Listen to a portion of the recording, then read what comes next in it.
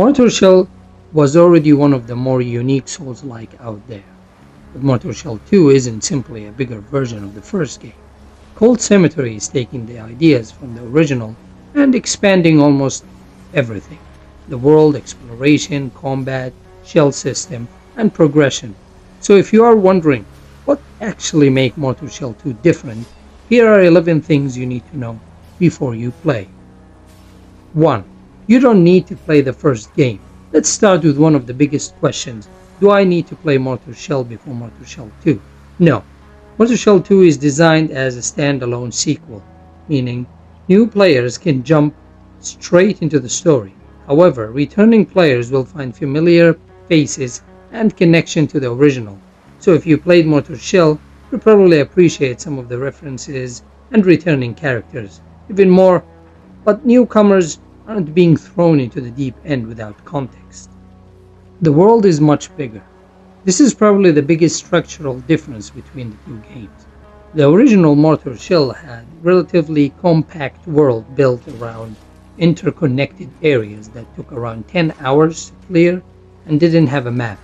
Mortal Shell 2 takes that concept and expands it into a vast, interconnected open world, and the developers aren't going for a giant map filled with pointless fluff. Instead, the world is deliberately designed and focused on organic exploration. You can wander off the main path and discover new shells, upgrades, lore, weapons, and hidden locations. There are 8 playable shells. The shell system was one of Mortal Shell's coolest mechanics. Instead of creating traditional character, you inhabited the bodies of fallen warriors. Mortal Shell 2 takes that idea much further. The sequel features 8 playable shells, compared to only 4 in the original.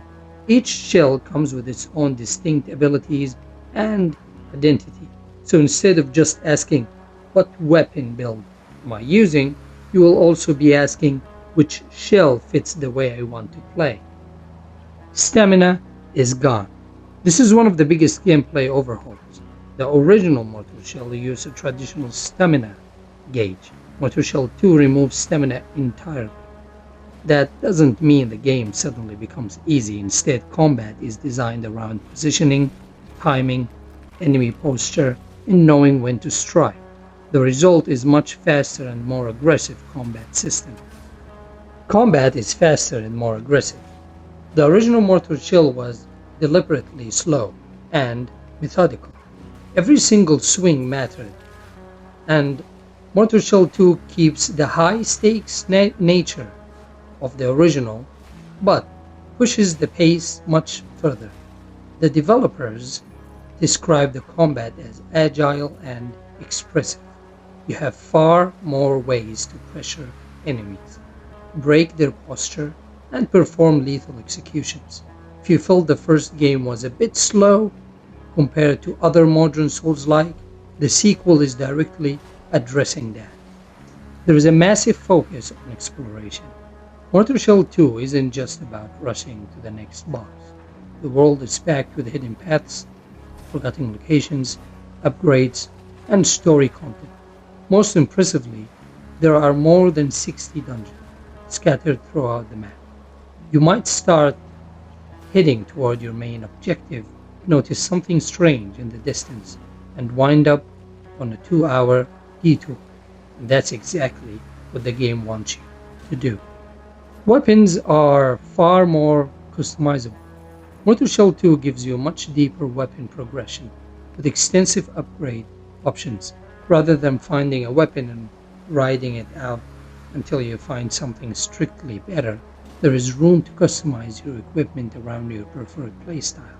Plus, the sequel introduces ranged sidearms, giving you totally new ways to engage enemies from distance, unlike the first one, which has only one weapon, the Ballistazooka. The story has a new protagonist. This time around you play as the Harbinger. The Harbinger is on a dark mission to reclaim the Undermother's stolen eggs, which have been taken and guarded by dangerous creatures. The story ties directly into the shell system through the memories and stories connected to the warriors you discover, carrying over that strange, atmospheric dark fantasy identity from the first game. Yes, there is an easy mode, via seals. If you're worried about the brutal difficulty, Cold Symmetry added a clever way to tweak the challenge without using a standard main menu difficulty slider. Instead, you can find and equip dynamic items called seals. The Slayer seal acts as an official easy mode. Equipping it causes executions to fully restore 100 of your health and resolve, allowing for a much more forgiving playstyle.